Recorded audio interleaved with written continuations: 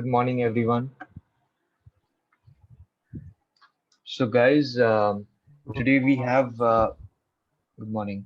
Today we have a very special guest, Ms. Ruchi Rana, and she's a psychologist.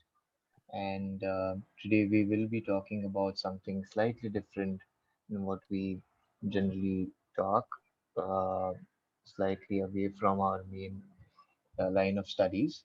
So tell you a little bit about Ruchi. So she's been in this field for 10 plus years, and she is practicing at various prestigious hospitals like Columbia Asia and NEA Life Pune. And she is a trained psychologist and psychotherapist. So we will talk about a few very important and interesting things, particularly considering this lockdown uh, and this COVID situation, keeping in mind. So over to you, Ruchi. You can start with your presentation. Thank you, Sachin, and thank you, Mansi, also, who's been. I've not really met her though, but then thank you so much for inviting over this. And it's been like a year that doing this is just overwhelming because there are too many people coming ahead to talk about mental health, which wasn't a case earlier. So I think even still, a lot of people don't recognize that there is a need to talk about it. So I'm thank you for that, Sachin, that you recognize that. And okay, Sachin, I have these people who have to admit in the waiting room. So I have to do that, or you'll be doing it? No, you continue. You continue with Fine. your workshop. I'll take care of that. Okay, all right. So, yeah, things told about me. I am Ruchi Rana, and very recently, I found this page called Namaste Psychology, and it's an institution where a lot of mental health professionals are involved, and a lot of us are doing a lot of free work also. So just so that you all know, because this is very important, so we are doing counseling for people free who are themselves working as doctors, right? So medical professionals. Then we are doing it for policemen. So just understanding that there is so much of requirement of it. At the same time, I think people who've come here today, uh, I think they feel that there is a requirement for it or no. What does everybody feel? Because now this is the first time I'm going to meet all of y'all, right? So I would request if anybody is comfortable with it and want to switch on their video, it would be very interactive for me because I don't know y'all, and just talking to these blank faces will make it a little less interesting. So whoever's comfortable can switch on. Guys, I would say all of you turn on your cameras. You regularly do for your other sessions. So turn on it quickly so that we can continue with the session. Also, what I would like to tell you all that maybe keep a pen and paper with you, okay? Because you might need to do some exercises or take some notes, okay? So do this quickly and turn on your cameras. I don't see any cameras on.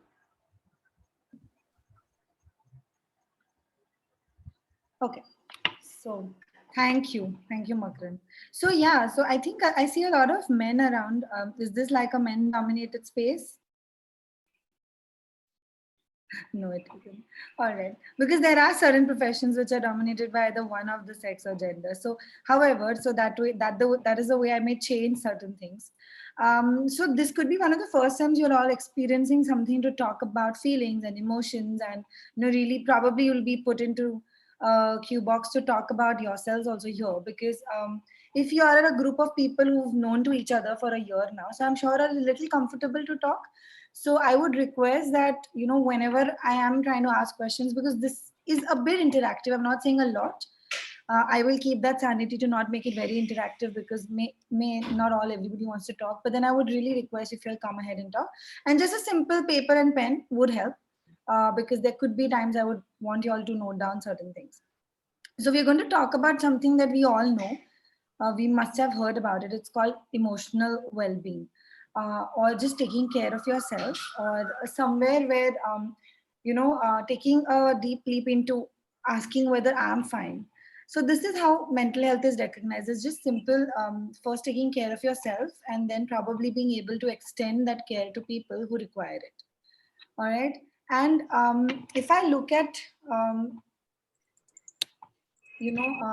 I'm going to be presenting now a small slide. So before that, I would really want you all to start pouring in and telling me what do you all think emotional well-being is. Anybody can just switch on their audio and start talking to me. I don't know. So if you all choose not to talk, you can put it into the box.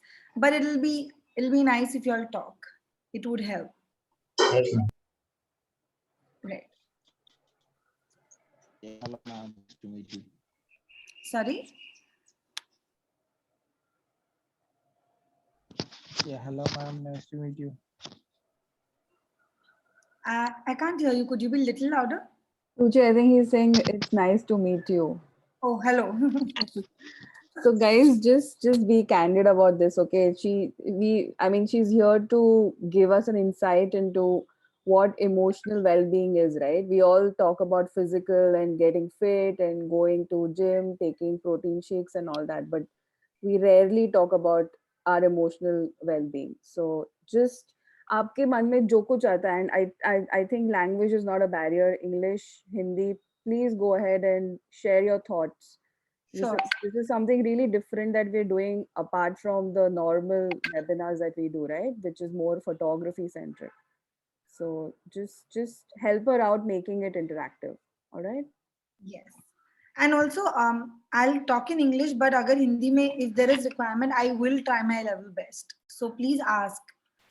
All right. So I think I'll first go ahead. According to me, emotional well-being is when you are able to, look at yourself and ask yourself, how am I doing today, or how am I feeling today? Right. So can somebody just start putting into chat box if required? What do you think emotional well-being, according to you, is?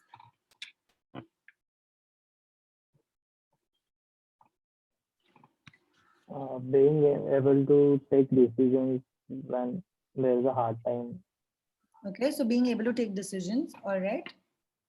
the right decisions actually. The right decisions. All right. Is it about right decisions always?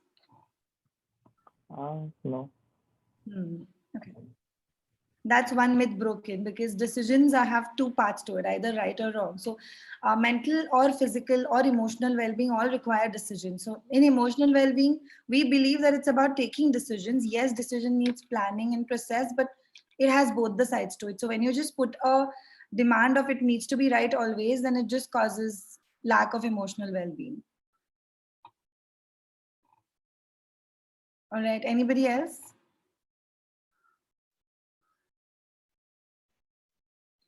Okay, there are some chat. I think there are some people who put into the chat box. Feeling fulfilled, doing whatever we are doing, right? An individual experience. Okay. Okay. Anybody else, or I go ahead? Okay. So let's, from emotional well-being, let's come into everybody just putting in one word, what are they feeling today? Like what are they feeling? Like I'm feeling quite excited. So what is everybody else feeling? Can everybody just put into chat box? Even if Sachin and Mansi are here, even y'all can do that. So it could probably just help everybody to start engaging into it.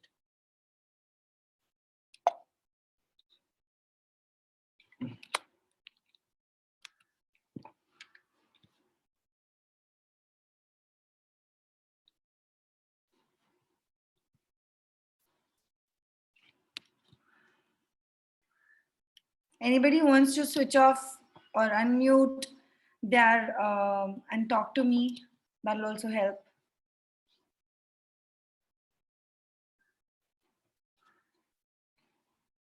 There's some issue. Just give me a second. I'm not able to operate the chat box or look at it. Okay, so Ruchi, whatever comes in chat box, I will read it out for you. Okay. Bala is also our faculty. He's from Bangalore. He's connected from Bangalore. Okay. So he says that excited for doing few things today, which we don't generally do other days. And Makran says feeling quite okay today. Naman Batra says enthusiastic. Ashmeet says happy. Kunal says excited. Okay, good. I see a lot of people resonating to excitement and happiness. All right. Okay. I'm feeling joyful. Now I can see Sachin. So I'm feeling joyful. Okay, okay. All right. Okay. And I intend, and my it's going to be my best try to not change this emotion for y'all today, whatever you're feeling until the end of our workshop. So at the end also, I'm going to ask everybody so that I know whether I have not really changed it from you all being joyful to probably getting bored. Okay, so I think a lot of y'all have. So thank you for responding, because, like I again said, it's about y'all, and if y'all don't respond, I'm going to be completely blank. So again, this is one thing that we all have been told to ask about to others, but never to ourselves, right? That how am I feeling today? Like getting up in the morning and asking how am I feeling today. So that's a part of emotional well-being. It's a part of being aware, wanting to be aware, and a requirement that I must be aware about what I'm feeling, right? And that's the way I can then take my decisions through the day. Because in the morning when I wake up, or certain things that happen through the day and I'm not aware of it, then probably I'm taking that emotion to each other things that I'm doing through the day. Simple as, if you're excited, then you probably will take all the decisions that way, right? So any of these emotions are helpful, but at the same time, when they have the frequency that goes beyond a barrier or below the barrier, they start to become a problem. So as simple as excitement, right? So the excitement that I have right now for you, if I continue this excitement for my counseling sessions further, it's not going to help. So I need to sort of get out of this feeling, because the requirement for the further work that I'm going to do for my day may not be this, or may not require this kind of a feeling. So that's emotional well-being, to understand the switching in and switching off of what you're feeling, right? Okay. So next, if you look at, I'm trying to ask that how has mental health been affected during COVID? And these are certain things that I've got through so many people that have spoken in past 1 year, and through counseling, to knowing people. So I think that's also a part of understanding that, again, in COVID times, it was just a very well-known thing that everybody is getting affected because it's pandemic. It's a thing that everybody is quite equally experiencing, and this rarely happens to a human race, that we all, almost the whole world, experiencing a very similar sort of feelings, right? And these are certain things that it constantly made, or still makes us feel vulnerable, constantly makes us feel aware of what's going to come next, and probably what is going to happen, don't know how. It's as simple as, is the college going to reopen? Am I supposed to just be at home and do my work? How long am I going to be stuck here? You right? And I think, like Sachin told me, that your course itself is more experimental oriented, and when you cannot do that experiment, constantly feeling irritable, angry, or sometimes feeling that, did I choose the wrong profession, should I just do something else for now? These are different kinds of feelings, and these are feelings overall of helplessness. Why helplessness? Again, the simple reason is because there is not major change that you can do. Only certain things that are within your control, certain things that you can change in the center or in the setup that you are in as of now, right? So feeling stuck is one of the most common sort of experience that a lot of people are feeling here. And can anybody resonate over this, that are there people who feel all of this, or are there people who have felt one of these very, very you know um, starkly, that has stuck to me, and it's been affecting me or affecting my emotions through the day? Is there any of these emotions or thoughts that have been bothering to anybody? So when I say made us vulnerable, is basically, again, a part of awareness, where vulnerability is that I feel that I am not myself, or constantly feeling that I was absolutely, being able to take decisions. I was stern. I knew what I'm doing, or abhi aisa lag raha hai ki I don't know anything what I'm doing. Right? It's just days are passing by and continuously doing things. So that's vulnerability, constantly feeling that I'm at the edge and I don't know where these things are going to go. Right? So is there any of anybody who's feeling any of these emotions very, very starkly, like almost every day? You can share it to me on the personal chat also, in case if it's not comfortable. Okay. The reason why I wanted to put this again here is to make you all understand that these are feelings and these are experiences and these are thoughts that it's about around 67 to 70% of population feeling right now. We're talking about not only population around us, we're talking about global population, right? And that is why these are those thoughts, these are those feelings that are said to be now a normal, right? The word that we kept hearing, that is new normal, it's quite similar to like that a lot of people feeling helpless, stuck, feeling constantly irritable, feeling like questioning the existential, and if anybody is going through this, I think there's a person in chat box who's mentioned, Sachin, you may have to read it, I again can't see it. Right, so if anybody is feeling that, and if it is kind of depleting their motivation, it is probably not making them do things that they have to do through the day, then I would probably say that's the time you seek help. And if it isn't, it is those thoughts that come and go, but you can do your daily work. You're able to, like, one day feel demotivated, 4 days of the week you're doing your stuff, then it's a normal reaction to what's happening right now. So then what is normal, what is feeling normal in these times and what is not, right? You can identify right here. So, okay. Ruchi, so far there's no response on this particular thing on All right. chat. Okay. So going ahead to emotions, all right. I don't know how far do we know that there are several emotions and different kind of emotions to each experience that we have, and if we are unaware of our emotional diary, if we are unaware of how many emotions can we experience, then it's again difficult to label it. And if we cannot label it, then it's the difficulty lies to understand it and to act and react on it, right? So simply here today, I think I'm going to take a goal to make you all realize that there are these several kinds of emotions and why emotional health or well-being is so important. First point for it is the most important part, that it is our biology, that we have these neurochemical, and these neurochemicals in our body send some messengers. So they are the messengers part of our body, right? Now, what do they do when I say messengers? They basically give a message to a brain by sending some sort of hormone in some quantity, right? And if they do that, it just means that we cannot say that we're not going to feel anything. So then there are certain experiences, feelings, and emotions that are going to be very similar to a lot of people, right? But it's just the trigger from where they are feeling this could change. So emotions are one of the ways that a human being can experience himself, if simply said. All right. Then it's a very primitive part. Okay. Emotions come from a part in the brain which is called hypothalamus. And it's one of the most primitive, the most earliest developed part of the brain. All right. So which just means we call it an emotional brain, which means there is a part in the brain which creates emotions, right? Which develops emotions, which just means that we need to be aware of it, right? If you're not aware of it, then we're again not exactly understanding who am I, what am I doing, what am I feeling, or even to an extent for others, right? So emotional well-being is a two-way process where if you are aware, you help others to be aware about it.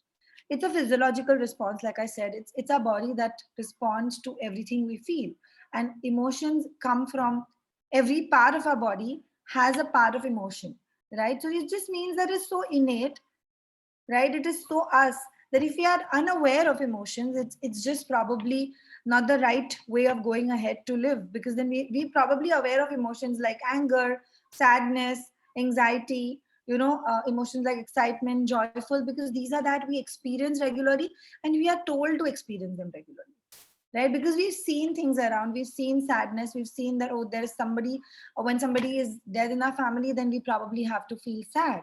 So we've experienced these things around, but there are so many more emotions that probably may not match to people around you and their feelings. So how do you recognize your personal feelings, right? I call it, it's my immunity, because if I know my emotions very well, it's one part of my immunity that I'm working on. So in case if emotional awareness is less, then there is a part of immunity that you're not working on, right? Hormonal health, just like physiological responses and neurochemical messengers, it's just very similar. So hormonal health is a part of how hormones, so everybody, like men and women, there is a distinct kind of emotions men and women feel. Why? exactly because of the distinct hormones both of them carry, right? And the basic difference between men and women emotion experiencing is just the intensity.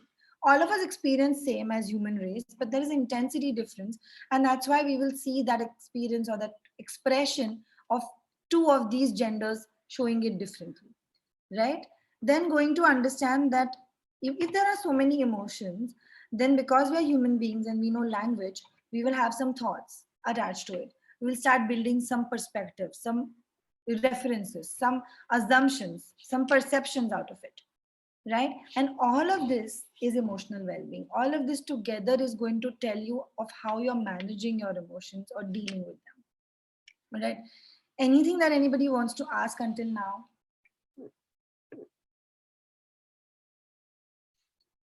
So Ruchi, one thing I wanted to ask. Yeah, so as we know that cortisol is something that is not good for when we are doing workout. So right now we know that we all are like going through mix of emotions, different things happening. So what do you suggest, like how we can like reduce the cortisol thing? Mm-hmm. If you So can explain everyone cortisol to everyone, I think they also don't know. yeah. So cortisol is again a stress hormone.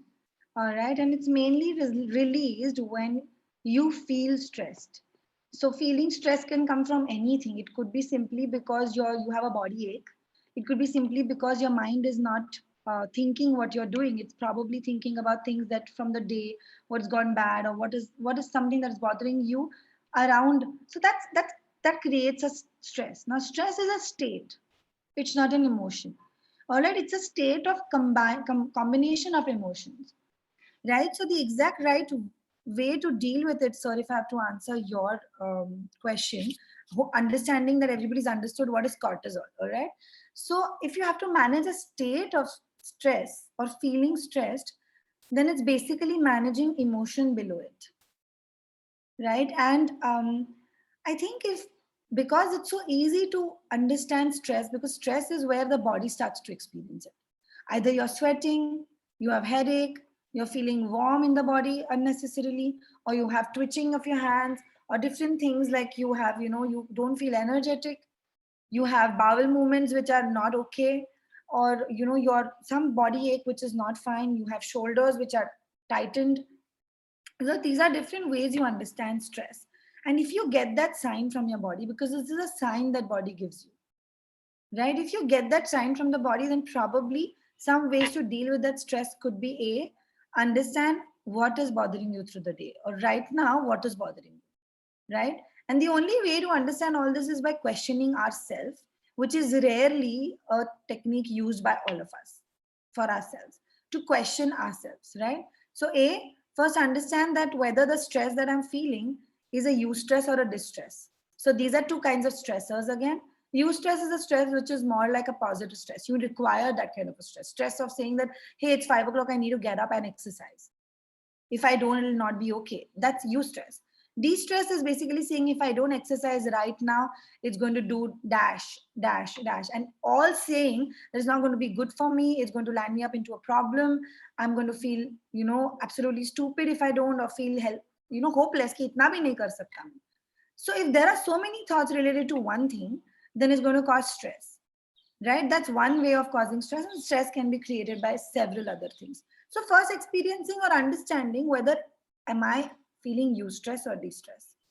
And if you understand it as distress, which means that whatever I want to do, I'm not feeling motivated towards it, or there is something that's stopping me to do it. But at the same time, when I don't do it, I'm feeling emotions like guilty or shame or anger towards self or others, right?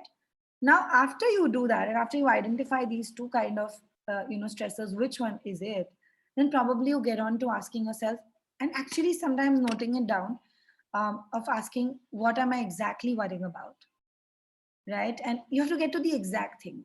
The exact thing could be as simple as that today morning, I had to do a small experiment, or I had to photograph something, let's say, and I couldn't get it right.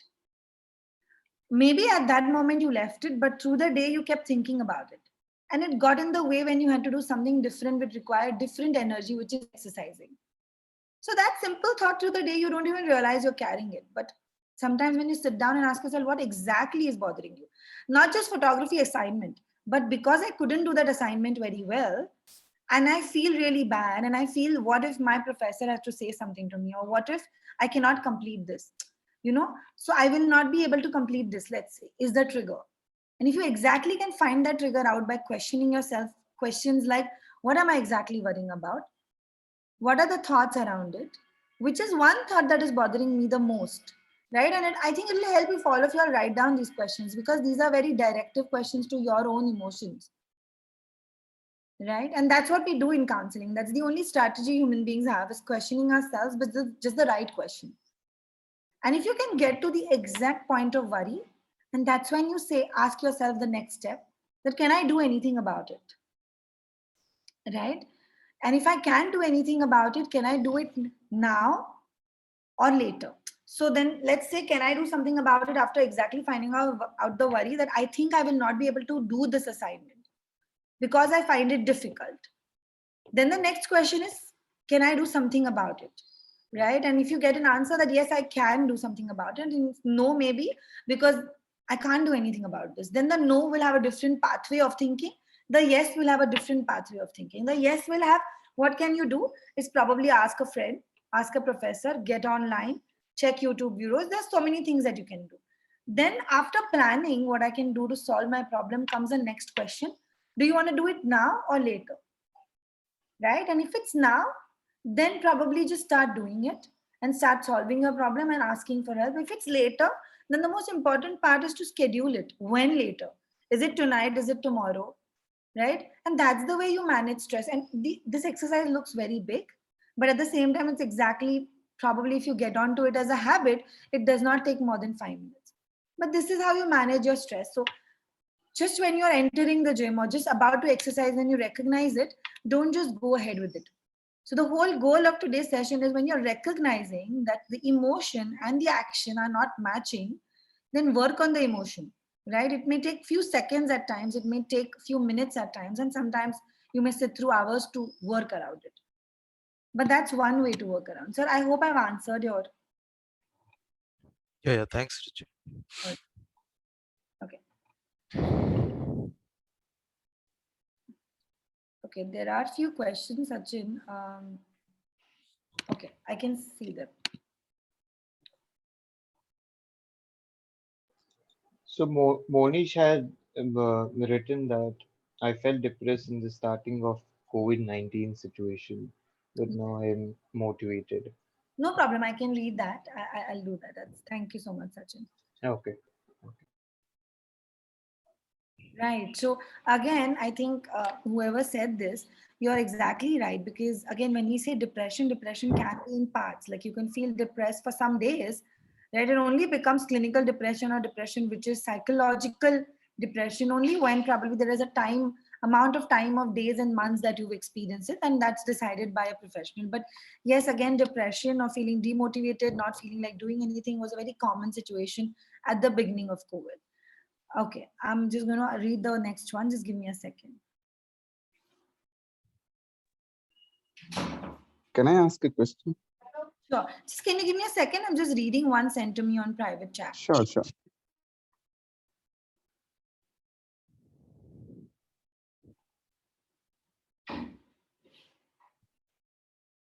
All right. Okay, you can go ahead with your question and then I'll answer the one I read. Okay. So in the beginning of this course, I was in online classes. In the first time, it was like, okay, we can manage it. But during the process, it's getting a little bit hard to understand, and our mind is getting like diverted and stressed out. So it's really hard for us to concentrate on studies through online classes. Mm-hmm. Yes. Yeah. I do agree what you said. So how would you want me to help you there? Like how to improve our concentration through online classes. Okay. So that's something that I'll take in 5 minutes, if it's okay with you. Yeah, sure. All right. So When somebody is confused between whether I'm stressed or depressed, because there's a question like this, and it's a wonderful question, because that's what I'm here today to, is talk about emotions and how do you identify differently, right? So I'm just going to probably make everybody aware of what am I answering. So this is somebody who felt okay and not motivated in the beginning to work through things, and gradually now doesn't understand, constantly is not feeling like editing things, completing work given in college, right? Doesn't feel that he has anybody, feels alone in this scenario, right? uh, Constantly feels, and that's the reality this person is experiencing, that there is loneliness or aloneness, to be correct. He's alone. And that's why I'm not sure whether it is stress or depression. So whosoever answered, I'm just a question I'm answering to that person particularly and to everybody. What is stress? I just explained. Stress is a state where depression can be a part of it. All right. Now, what is depression? Depression is a experience that human goes through when he or she starts to feel demotivated, helpless, hopeless, worthless, sad, maybe constantly questioning the reality of why am I here, what am I doing, I'm getting nothing, or constantly self-sabotaging, or being self-critical constantly, right? And now this, when when I underline constantly, that's because it's an everyday process. Every day the energy of this person who is feeling depressed goes into creating an energy to not feel depressed, right? A, or the other condition is just feels depressed and constantly is critical about I can't do anything, right? And if that's the experience, you know for more than 20 days or 30 days or more than 1 month, then it's definitely depression, right? But again, I'm not somebody who can just quote on few lines written here.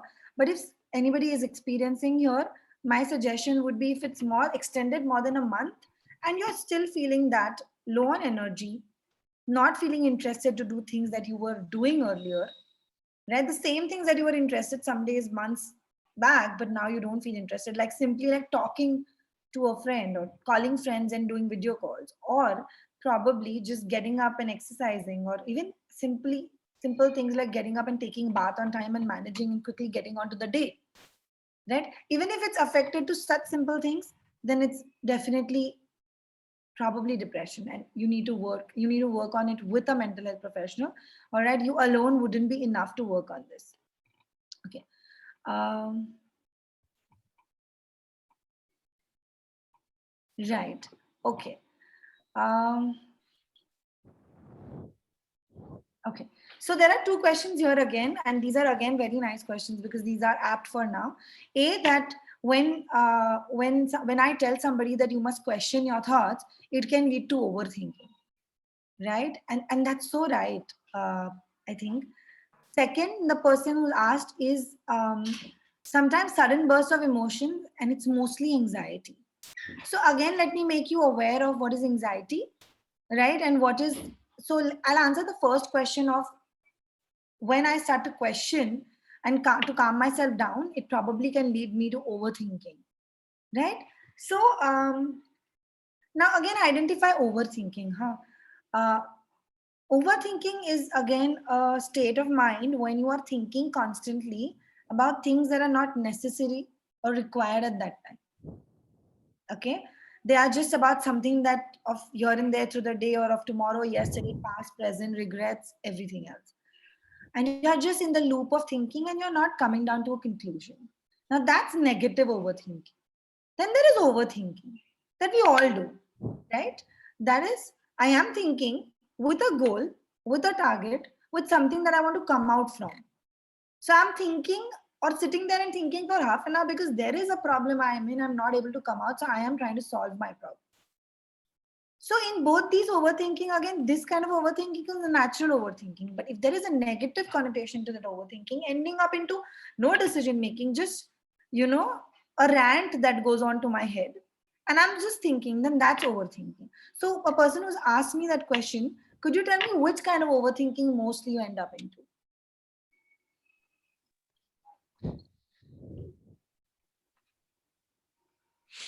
overthinking like random, ma'am. So it can be, it pops out like some notification on my head. So it can be anything. For instance, like if there is a assignment given, so um, I'll think about the assignment like over a period of time, like 1 or 2 hours. Like I think, and the goal will not be completed. Hmm. I'll Okay. get diverted and go to some other overthinking, and that gets overthought, and it goes on. Okay. So I just wanted to tell Paul just like recovered from COVID, right, Paul? Yeah, yeah. So what kind of thing is this? Before COVID, you're feeling this, or after COVID, you're feeling this? Always from the second semester. Okay. Yeah. So yeah, and I'm glad that you shared because overthinking is one of the causes of a lot of mental health issues. So let us just understand your overthinking that it stops you from attaining the goal. Currently, overthinking could be around COVID or your health or things, or could be just around your assignments and work because probably you've recovered from COVID and you're more focused on things that you need to do. So steps that you could probably apply to again work on overthinking. All right. Just understand thoughts. Okay. Thoughts are like those. Imagine you being on a station, train station. All right. And there are a lot of trains on different platforms.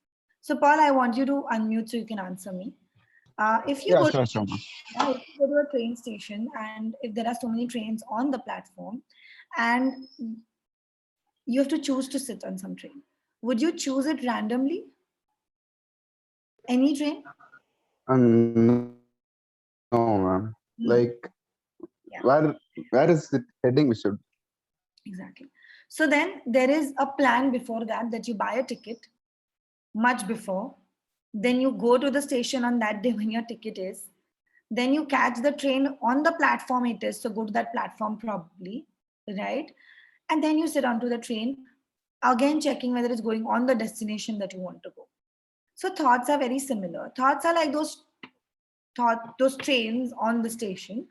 They have no destination unless you decide one, right? So unless a thought needs to be told that this is where I need to end it, right? And if you sit onto any train, it's going to take you to a destination but other than your goal. Okay. Now, for you, Paul, you need to start understanding that if I look at my each thought as the most important one, then probably you're going to be sitting on all the trains of your thoughts, right? Yeah, But yeah. but if you can look at it from an analogy of that, I have to choose one thought. I mean, overthinking and one thought or two thoughts for the day could be a target. So you still don't have to stop overthinking because that's going to be difficult immediately if it's been your trait as a person, right? But So should we like control our thoughts? no, the more you want to control, they're more going to come back as a burst. The point is to Mm-hmm. choose which one you want to think. I've tried it. That's it. Because You I've tried to stop overthinking, but it doesn't end up in more overthinking. Yeah. exactly, it doesn't work like that at the beginning, right? I mean, anything just stop can probably create more burst out. So simple step for it, like I said, choose one of the thought that you want to overthink on, because overthinking is your trait. Don't get out of that trait immediately, right? And you can probably, if you've never tried it, try the first thing that I told Mr. Bala, that when you sit down and just write it instead of thinking it. So when I said, I never said that question just your thoughts, I said write it down, right? The writing down just sort of helps. So the same style of questioning will work, but with one thought, Paul, right? So if you feel you're getting all jumbled up and muddled up with thoughts, that's the exact thing that you need to do initially. That's a step one to sort of work on overthinking, right? Like I expect too much. Is that wrong? I think expectation is just a part of you being a human. It's just that when you don't check whether while you're expecting from the person from self, whether in reality that can turn out to be true, right? If simply the thin line between expectation and demanding has been broken. Like now you're saying that I must do everything well, right? Or like that person said, I must be able to do my assignment very well. So I forget that I've come out of COVID, let's say. I forget that I'm feeling exhausted. COVID can make me feel all fogged in my brain, not be able to help me to focus. So then if that's the expectation that I still must do well, then there is a problem in expectation. So then we need to just check the, the expectations with the stuff that whether it's real, right? Whether it's logical, whether the kind of expectation that I'm having, does it have a third party, in between? And if it's so, then I need to know whether the third party is also ready to fulfill that expectation. But just expectations are not a problem. Oh, okay. Okay. Then the next question, burst of emotion is mostly anxiety. So anxiety again, because I'm going to get on to the next part of the slide. All right. Before I explain anxiety, can anybody just understand these questions? Could be something that could help you all, to get onto a place where everybody's asking me right now, like how to stop overthinking, how to stop, these bursts of thoughts that come into, how to not feel anxious, how to not.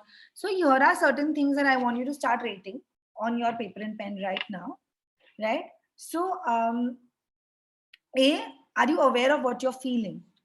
Right? On a scale of 0 to 10, what do you think it is?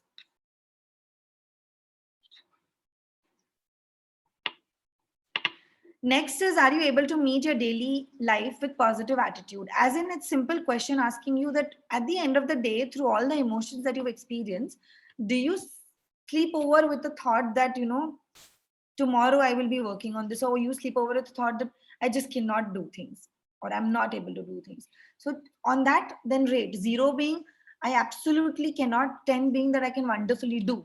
So in between that range, please mark it, because that's going to help me to tell you all something after it. Yes. Okay. Do you get upset and irritable on small things? Like, somebody who's edgy, somebody who's constantly just snaps out. Very important question. Are you aware of others' feelings? Like, how are others feeling? What is it that others are experiencing? So are you ever aware of that? 0 being absolutely unaware, 10 being I'm God at it. Like I'm best at it. I'm aware of others. And last is, do you believe that you're well connected with yourself? It's a generic question. It could be in some areas that you're not well connected, but overall, right? So again, don't be very self-critical here. But if you feel that you know yourself, you know your emotions, you're aware what you feel, you experience, right? Then on 0 being absolutely unaware to 10 being absolutely well connected. Okay, now the key here is to do this small exercise is to give you a viewpoint that this is the way that you can start rating your feelings, your thoughts, right? Every day, it's actually an excellent practice that has proved very well for my clients. I mean, this is one of the bases of my research. When you every day sit down and kind of ask yourself through the day, these were the 3 important things that have come out. What do I feel about it on a scale of 0 to 10? Just gives a good amount of rating of knowing yourself after some days to check whether what I was feeling that day about the same problem, what is my rating today, right? So now if anybody has rating below 5 on more than 4 or even more than 3 rather, then it is something that you need to, like, this workshop is going to probably just help you to, get it to lower to 1 or 2 of these areas where you probably score more than 5, because that's exactly what you need to start doing. Now, I just told you all a simple technique of rating what you feel, experience, or think, right? Every day before sleeping, in like 2-3 minutes in your journal, let's say. And I'm assuming that a lot of us don't have a habit of writing journals or thought journals or anything, right? So if we don't have a habit of extensively writing journals, this is a simple technique. Now, how do you check the same thing that I was experiencing today, like overthinking? And after I've understood these are 2 simple ways I can work on my overthinking, I don't need to stop it. I can work on my overthinking. Then after 15 days, I'm going to check what do I still feel about my overthinking. Maybe it was 6, 7 or 8 on the day I marked it, and now it's around 6. So I have kind of learned how to deal with it a bit. I haven't learned it's 8 and 9. right? Any of this, it just gives you a very clear picture of your own status of well-being. Again, the highlight here is when you feel that my status of well-being isn't changing, it's been 1 month or 2 months or more, the request is to seek help. Do not just keep trying on yourself. A, seek help from somebody who you think can help you, or a friend, professor, anybody. B, if that's not working, family members. If that's not working, a friend. That's also not working, a mental health professional. It can go vice versa. You can start from working with a mental health professional, right? And I think that's the part of being aware that I am trying to work on it since a month and two, but I am not working on it very well, right? It's still bothering me. And if there are more than, yeah, Paul, you've raised Yeah, your, yes, ma'am. So the second question, I start my daily life with a positive attitude, but as the day goes by, it gradually decreases. Why is that? that's exactly because there is a loss of goal through the day of what you were feeling positive for in the morning. That has to be the goal for the end of the day. Like, did you just automatically feel positive, or did you do something to feel positive in the morning? Like I will hear to some music, like positive vibe music or motivational speech like that. Right. And if you have done that in the morning, you boost some serotonin in your body, which is a hormone which keeps you happy, excited, more positive, right? But through the day, you've forgotten to do any of that. And then your overthinking has taken a cloud over your thoughts. Then some part of the day, you'll have to do it again. This is called a self care regime, which you probably have to follow at the end of the day. Yes. Typically, for me, I do that because I need to do that through the day. Even if I started, however, enthusiastically with the work, the kind of work that I do, if I do not spend like even 5 to 10 minutes at the end of the day with my self care regime, then it ends up making me feel drained out. And Paul, that must be happening to you. So then the whole energy you put up in the morning, you feel that's wasted, and then it's demotivation towards even being positive in the morning. Exactly. So just don't forget to do the self care regime again in the night Mm. or evening. Okay. Yeah, sure. Okay. Okay, so I'm going next. Again, this was a slide to remind everybody, if you all are facing any of these issues extensively, please talk to somebody and seek help. Okay, there was one more question about anxiety. Before I go to this slide in detail, anxiety, to somebody who asked, you're right. I mean, again, because anxiety is the most, it's one of the first emotions developed, like fear and anxiety in the human race, right? So we tend to uh, first be anxious about something because as humans, we want structure. We like to have structure. Like, we like to have to know कि सब मेरे हाथ में है, control में है, कुछ मेरे हाथ से छूटा नहीं है, right? And if that's a constant thing that you don't experience, then there is anxiety that seeps in. Now, what is anxiety? It's an emotion which is negative in the terms that anxiety has a positive connotation to it, which is concern, where you need to be concerned about things or worried about things to sort of have a motivation to go ahead. I mean, if you're not worried or concerned, like if you're not concerned that, yeah, I need to go to this emotional well-being workshop today because it is something that I'm feeling and I've never spoken to anybody. If you're not concerned about it, you're not going to land up here, right? But what is anxiety? Anxiety is an emotion where you constantly predict negative future, constantly, persistently. You predict is the important thing. And after you predict, you constantly feel that I am not going to be able to manage this future is going to come. And that is anxiety. Worry is I am thinking about things negatively, but I am problem solving my things. Right? So these are two different emotions from the same thought. Then you have to choose whether I want to be worried here or I'm just going to continue to be anxious.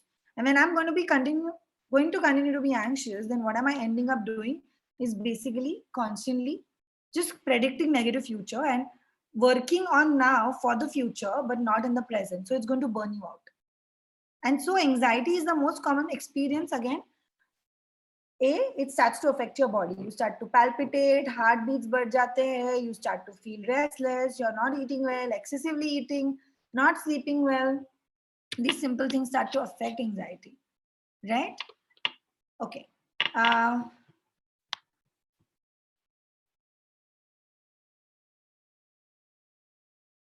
Yes, right. So yeah, there's somebody who did talk about some videos, motivational speaker videos, and yeah, some of them are really amazing and helpful. So continue doing that. Now, what is emotional well-being? It's simple. It's not about being happy always or excited or very very positive and constantly to a state of excitement. But it's a basic optimum level of feeling that whatever I'm experiencing every day, it still does not end up into a massive setback in my life. So it's a kind of sense of progress that okay, I felt negative, I felt that I'm overthinking, I felt that I'm felt depressed, but today it has helped me to recognize it on how to work on it. Let me work on it for a month or two, and I will go ahead to see whether I'm working on my emotional well-being. So it's a sense of being aware, it's a sense of being trying to get a control within your things, right? So that is emotional well-being in simple. Now this is a wheel of emotions together. If anybody wants to take a snapshot of it, it will really be nice because you will see a lot of research done by, this is laid back when emotions were trying to be sort of noted and put down into a journal of what emotions do humans feel. The basic emotions are jealousy, anger, disgusted, feeling sad, happy, surprised, anxiety. These are very basic emotions, right? But then they manifest into so many different things. And this is what emotions is. So if anybody is unaware of this, take this as a slide shot because that's when you'll be able to say, this is exactly what I'm feeling. I'm feeling nervous. I'm feeling betrayed. I'm feeling dismissive. And if you get to the exact feeling, it's coming out of what loop? It's coming out of anger, maybe, when I'm feeling ridiculed and dismissive. Okay, then if I'm feeling angry, then probably working on anger is required and not because, again, somebody who's very angry can turn out to be a person who's also very physically or mentally abusive or expressive or showing aggression. And only that is seen because human beings can see only behavior. But what about behind it when you're feeling something? Unless you don't work on that yourself, it's going to be only seen as aggression all the time. Similarly, sadness looks like demotivation, looks like uninterested person, looks like a person who's not caring about self. खुद का ध्यान नहीं रख रहा है because then that person is somebody who's not taking care, who's not dressing up well, who's not looking good, is not energetic to do things. And if it comes out of all of this, then imagine, are you depressed? Are you guilty about something? Are you hurt about something? And if you identify this exact emotion, you will work on that emotion rather than just constantly working on changing the behavior without knowing why am I feeling this, right? Okay, now identifying the emotion. All right, for all of y'all here, again, a simple exercise. I think I have 5 minutes for this, so I would want everybody to quickly put in chat box or just say it out. It'll help because I'm having some issue with easily opening the chat box. Okay, I think you should have informed me before. What do you think this is?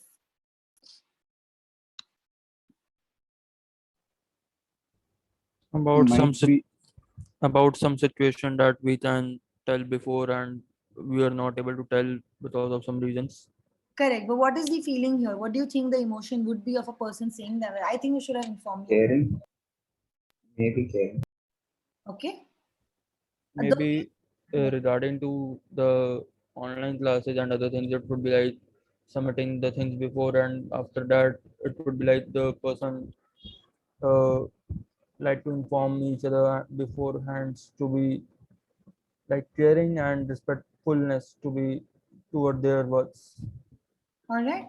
Again, I'm going to say this statement out loud. I think you should have informed me before. What do you think is this emotion?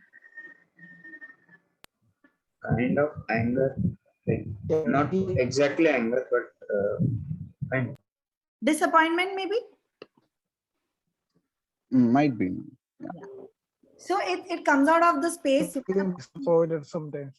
Sorry? Feeling disappointed. Exactly. So I think it comes out of disappointment more because it's like, hey, listen, I think you should have just told me before. Right? So I'm going to read out the next sentence so that it is very clear the way I want. So why you were not there? We missed you. One was expecting that you would be there, expectations, and the reality was you were not there. All right. Expectation and all. So let's just say expectation is not an emotion. Okay. So what do you think? Expectation जब रहता है तो कौन सा emotion attached रहता है कि hey listen you were not there, yeah, we missed you. was Lonesome. type of loneliness. Sorry. Type of loneliness. Okay, loneliness. All right. What else? Disappoint. Disappointment. Okay.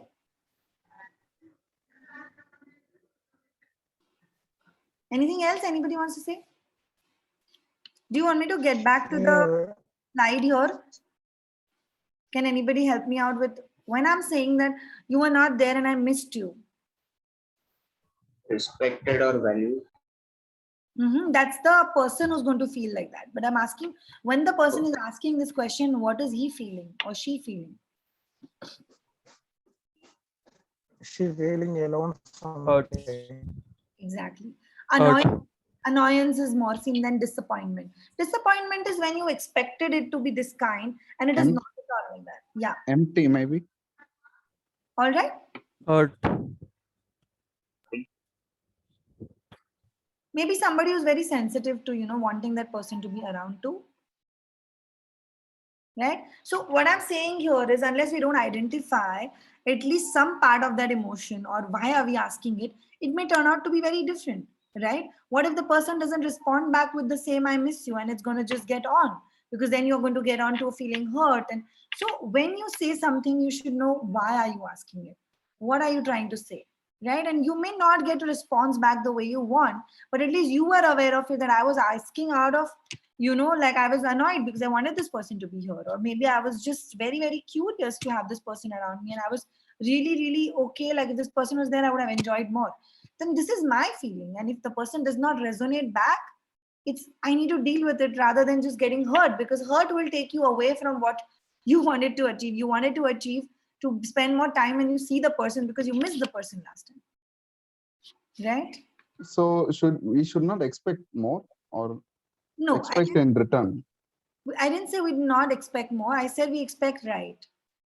Right? We need to expect the direction where we're asking from. When I'm telling somebody that you were not there and I missed you, we are not sure whether because that person wasn't there, he missed us or not, but we're expressing this.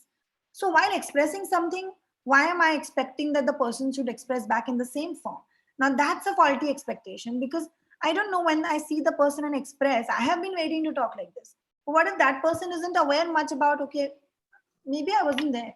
What if that person takes it very casually and you don't get that response back, and then you feel should not just expect, this is what I get. Yeah, okay. That way. Okay. I wish you would have shared this with me.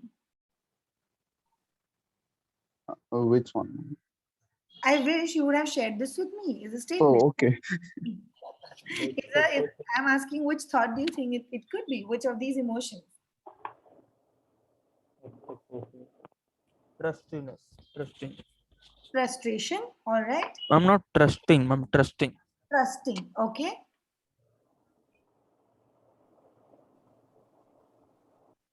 Anything else? Do you want me to get to statement again? I wish you would have shared this with me.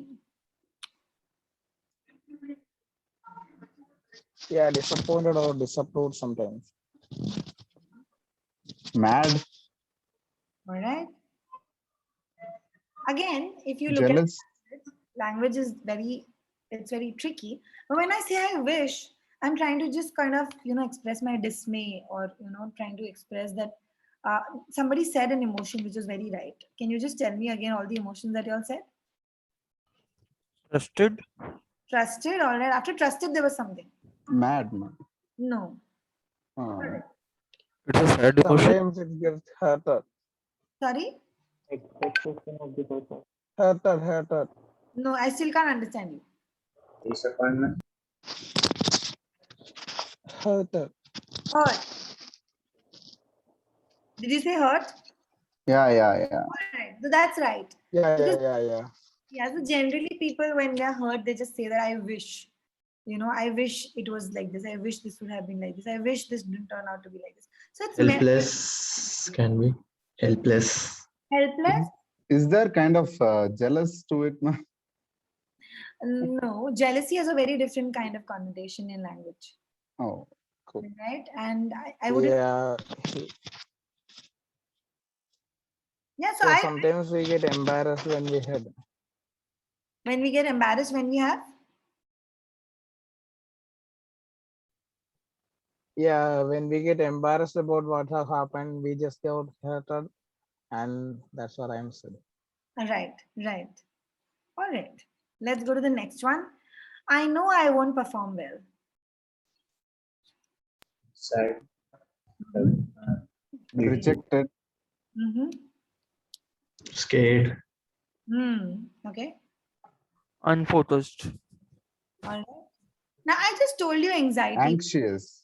Yes, because this is like I have kind of made a decision of my future already, and I've predicted, Insecure too. right? So it's anxiety. Now it will Oh. only turn out to be Tired. It would be tiredness. tiredness is a part of anxiety, right? So it's anxiety or worry. Now it just means that if the person is every day thinking, then it's anxiety. If the person sometimes thinks, then it's worry. Then I know I'm not going to do well if I do not work, concentrate, or do my everyday thing. That's fine. But if the person is constantly saying, I know I won't do well, he's kind of predicted the future and assumed that, and is constantly feeling anxious, scared, insecure, rejected, all coming out of fearful. All right. So we identify emotions like this. Then goes, I think you are my best friend. And doubtful. Okay. Hopeful. Doubtful, then Hopeful. Trust. hopeful. All right. Trust. Trust. Okay.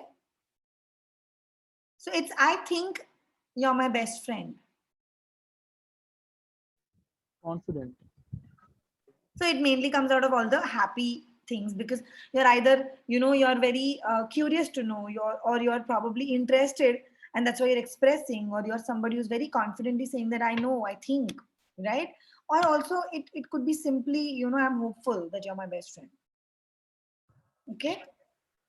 So this is a simple exercise, simply, where when a statement comes to you or thoughts come to your mind, try to identify for yourself right now. Let's not do it for anybody else. Let's start from how do I identify myself. And I again hope everybody has taken a snapshot of this, because it will help.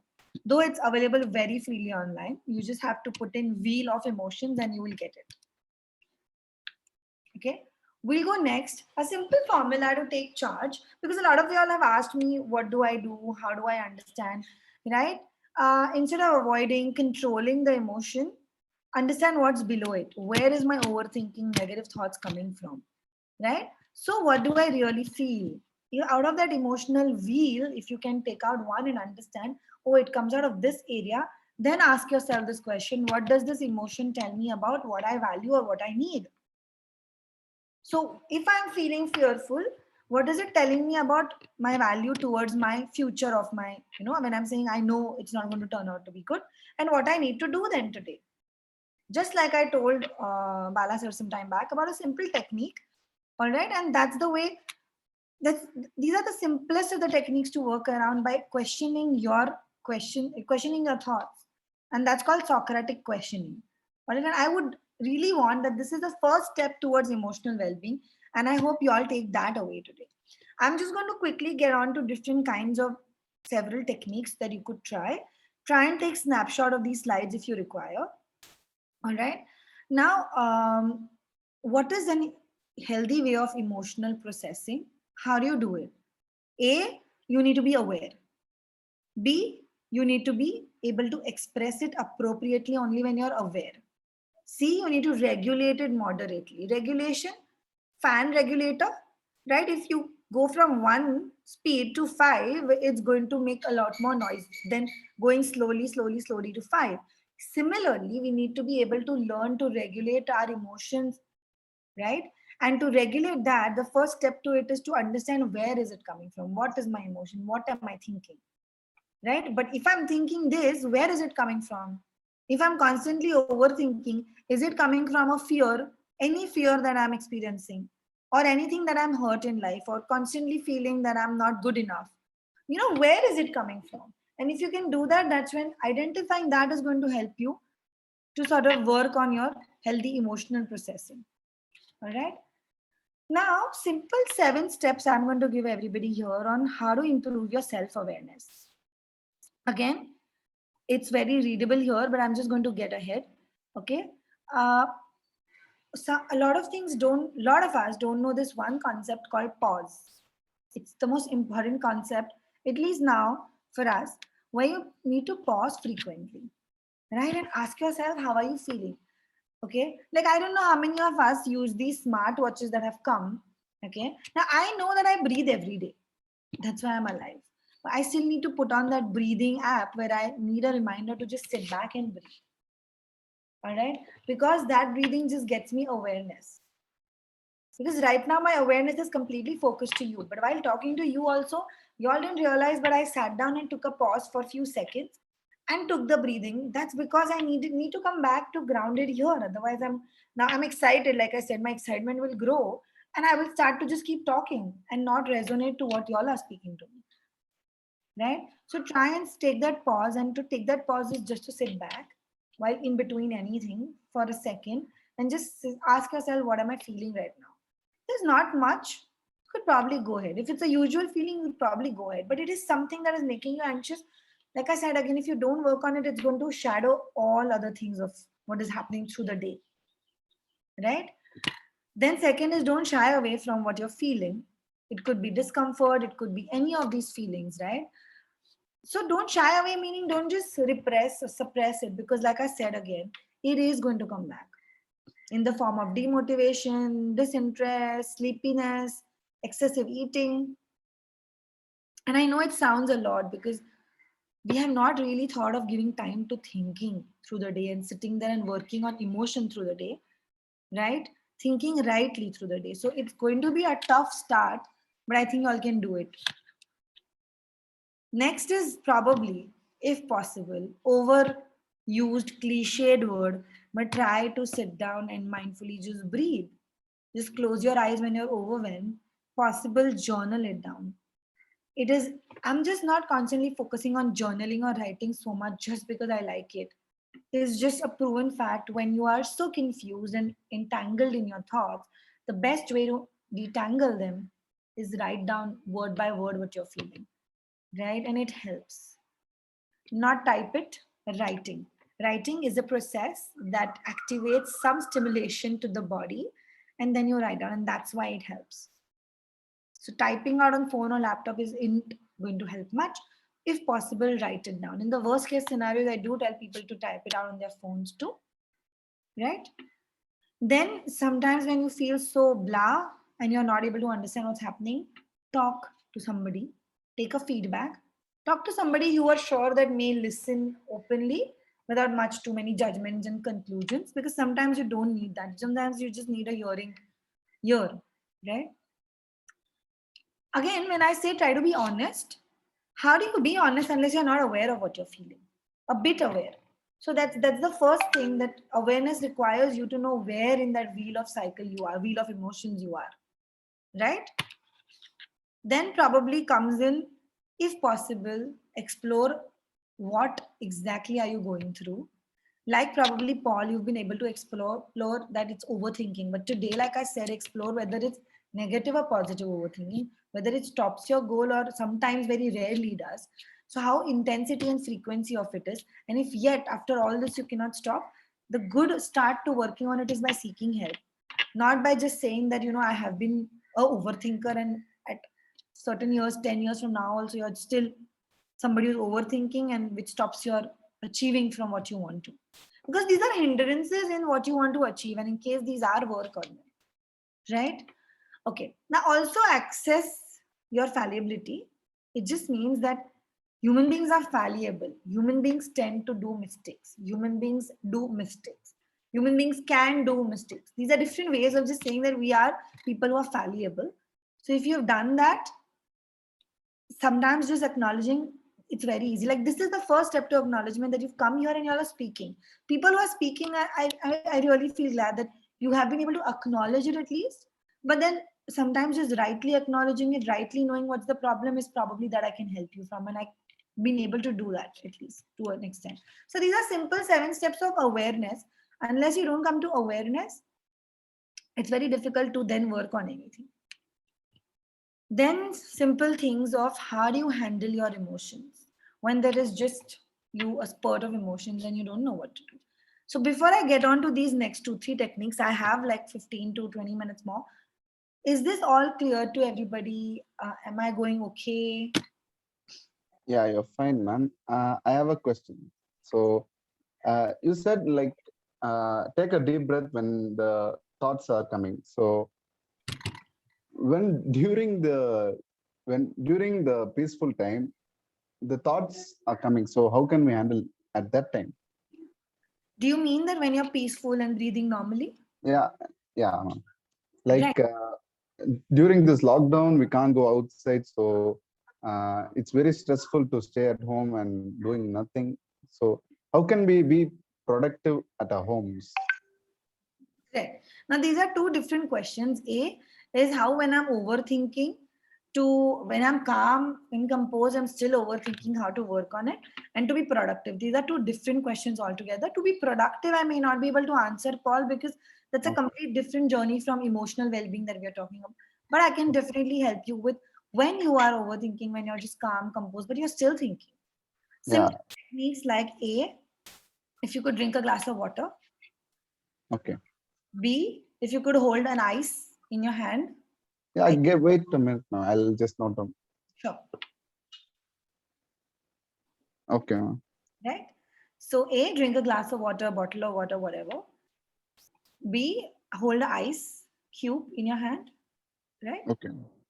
Sometimes when there is overwhelm of overthinking, it helps you to cuddle yourself like a child cuddles, the child position of cuddling all the two legs to your stomach in sleeping.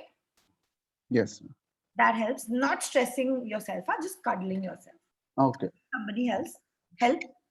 Maybe crying. Yeah. Yeah. Obviously. The way to deal.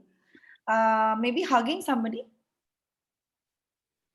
Yes. Simple grounding techniques when somebody is overwhelmed. To ground yourself when I'm already calm and composed, yet I'm overthinking. Right? Yes. Then here are some of these other tips that I've given earlier through the session that could help. Yeah, can we write down our overthinking thoughts in a paper, like in a book? Of course, that's journaling. Okay. Yeah. Okay, that will help. So I'll do it. Of course, yes. Then we go on to 7 simple skills of handling emotions. All right. I'm hoping, is there anybody else who wants to talk? I'm sorry, I just went ahead.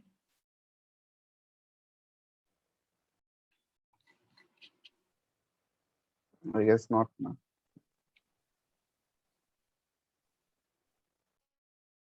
Okay. All right. Then the first step, or just different skills, okay, it's not a step, it's different skills. Emotional attention, when you are excessively not able to, like you're unable to manage what you're going through, how to handle this is by putting excessive, putting an attention to what you're feeling and shifting that focus to something that is you want to do. Like Paul, I explained to you that when you're overthinking, you're not able to manage, shift your focus to holding an ice, hugging yourself, walking. Maybe even sometimes it helps with simple things like drinking a glass of water. Like distracting yourself from the thoughts. Distraction techniques, you're exactly right. Okay. But then I'm not giving you distraction of positive key. Just think positive means these simple things. That's to make you feel. So positive is not just tell yourself, no, everything will be fine. Right? Okay. That sometimes doesn't help. It most likely doesn't help because then again it creates anxiety. Fine means what? Right?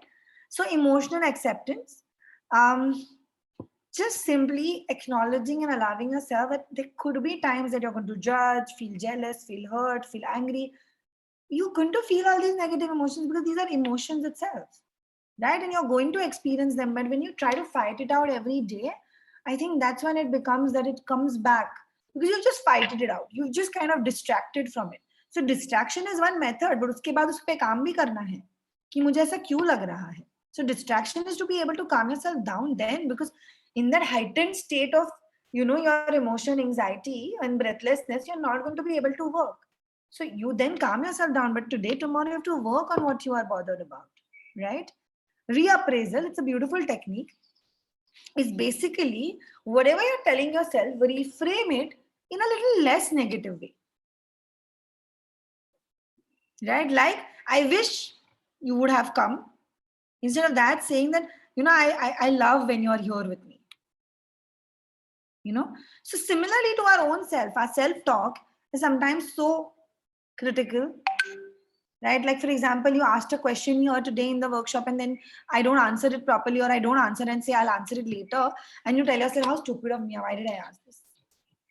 I mean, those simple self-talk can manifest into a lot of those unwanted negative self-talk, which you probably don't realize is a gateway, right? So just check on how you're talking to yourself rather than just communication with others. First, check on how you are talking to yourself. Next is temporal distancing. Basically means that thinking about the present, right, situation as if you were in the future. What would you, like just sitting there and thinking, what is happening right now? What if it happened later? Because you're trying to just distance from it because it's overwhelming. You're not able to take it. You're not able to stand it. It's not tolerable to you.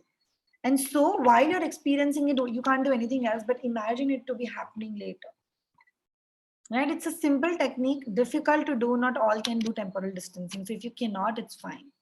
Self-distancing is looking for an experience from a third view. So like I generally tell this to be a perspective of third view perspective. Ki jo bhi chal raha hai, whatever is happening to me, let me look from a third view perspective where there are no judgments of my own. So let me look it from a distance of my own problem. How will I change it if I had to? Different ways. Some ways that you cannot do, but you still think of them. And that just gives a channel to how to work through the problem, right?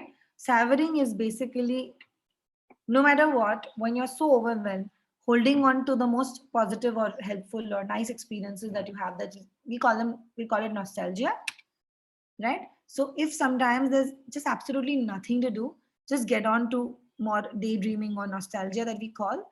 And you'll be surprised that while you're experiencing negativity also, you could probably work on, because that's sometimes in that momentary thing, you can't change so many things immediately. Change is a process, doesn't happen immediately. So what if you're feeling then savor it. Basically just constantly get back to kuch achhi cheezein jo hui hai. And that's again temporary solution. Let me remind you, these are all things that work for that moment and not for complete emotional well-being, right? Gratitude is what just Paul said. Write it down. Pay gratitude to yourself that this is unbearable, so I'm just putting it down, right? And that's simple gratitude. Or people who are here who are they've asked me which motivational speakers do we listen to. Now that's a form of gratitude to yourself, because you're not okay, so you want to listen to motivational speakers, right? And I am going to give that list to Sachin, and probably Sachin will pass it on to you, right? Then simple technique, if you're constantly feeling bad, these are certain questions. I'm not really going to read them out. This is just about to end, so I have kind of given those ending notes. So I would really want you all to take a snapshot of these. Again, do you see so many questions here? So as the most advanced psychology still believes in talking to yourself, questioning to yourself, unless anybody experiencing OCD, that is obsessive compulsive disorder, which is a mental health condition where this technique does not work, right? Okay, but with overthinking also this technique works. Just please write it down. Do not keep it in your mind. Just do not try to process it visually or spatial visually. Try to put it down in the paper with more weightage to your whole, because writing down, again, let me remind, it's a sensory activity, and that is why doing that. All right. Yes. Okay. Should I go ahead for everybody? Has everybody understood this slide? I'm not going to get into details of it. Okay. Okay, this is something that all of us are feeling. So I just thought of doing this yesterday because I feel that stuck feeling is something that's so just overwhelming. Because I felt this yesterday, like when I felt that, okay, again, I have to take my workshop from this space, because currently I'm living in a space where I'm commonly sharing it with my parents and all of that. So there's no privacy when I'm working a lot of times. So when I felt stuck, I said, oh yeah, this is something that a lot of us must be feeling. So what do I do? And these are certain questions again. And these are the questions that I normally work with when I feel stuck. And so I thought I'll give it out. See if this helps you.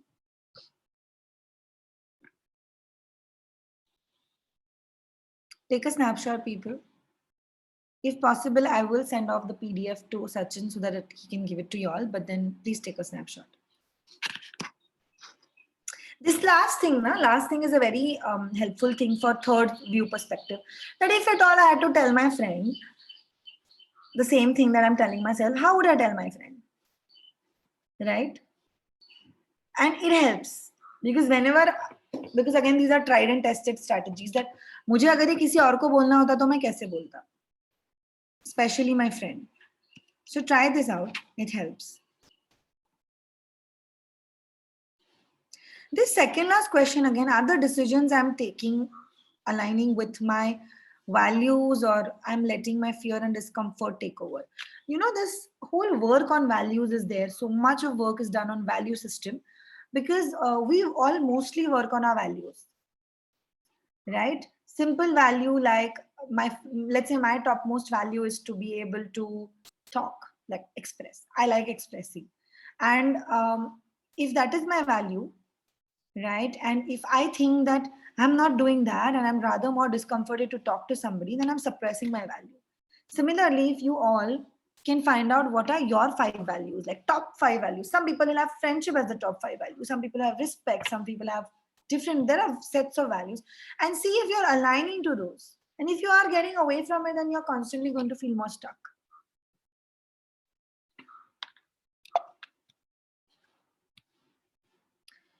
Okay, the last bit, the most important. This is the most helpful technique for all of them right now, and the most helpful to a lot of them.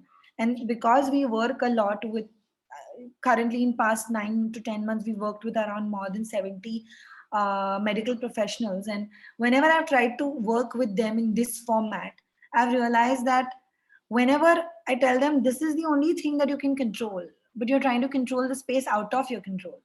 Like you can control your mindset, your attitude, your choice, the things that you want to think and not think. Today after workshop, applying the strategies is your choice, right? And if you're not working on your choices and you're constantly wanting to control the choices out of your control, then it's a mismatch to emotional well-being.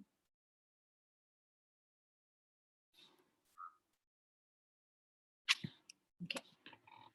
So I'm not going to go much into importance because I think I'm going to give like last 3-4 minutes for if anybody has questions, but it just, when you are emotionally being able to have a management, then I think it just works because we all agree that physical pain is tough, but emotional pain magnifies it.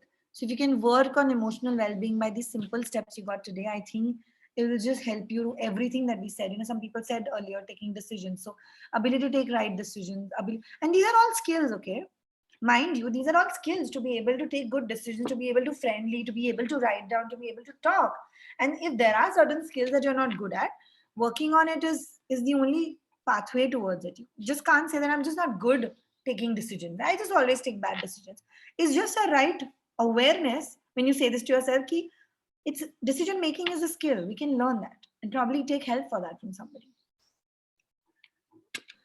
Okay, now like I said earlier, do you know what your real emoji is? Can everybody just probably draw and show it to me in the video if you all can? It will really help me to understand what do you feel right now.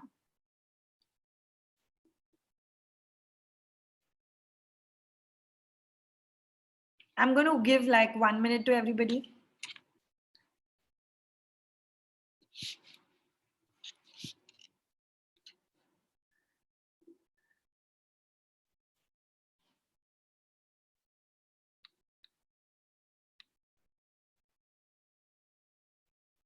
Should we draw it or just paste it in the chat box? Also, I don't mind. Whatever's comfortable with you.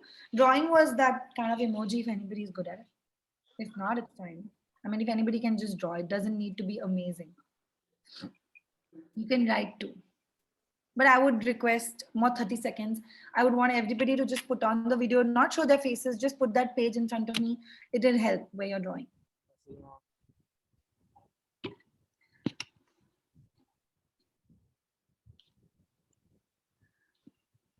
Excuse me, ma'am. Yes. Can you see? 1 second. I'm just going to stop sharing and pick up all the... Okay, just keep it right there, Naman. Thank you so much. I'm waiting for everybody. Okay, but everybody's put up emotions. Smart. They put up into the chat box. All right. Naman, I couldn't see your emotion. I'm sorry. I waited for everybody, but can I just see that? Yeah, I'm just feeling happy. Oh, thank you so much. That's nice. All right. Okay. Paul is feeling. What is that feeling, Paul? Can I know? Which one, ma'am? And The one Paul has that we feelings. asked. He's the most enthusiastic person in our group. The sleeping one, ma'am. Okay. I'm feeling like drowsy, ma'am. Okay. Maybe you overthink right now through the process. Yeah, might be. Youth over when you feel sleepy is not always because you're bored or lazy. It's also because you're overwhelmed. Overwhelmed of thinking. I take it positively, Okay. Anybody else, guys? Can you just not put on your video and show it to me? It's quite. It just makes me feel happy.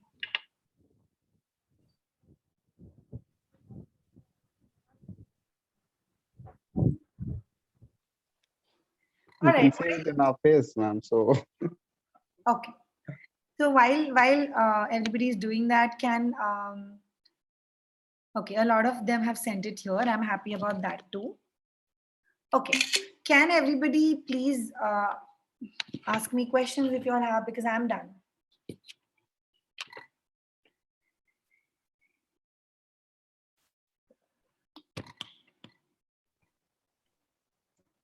what to do when we have nothing to do, ma'am?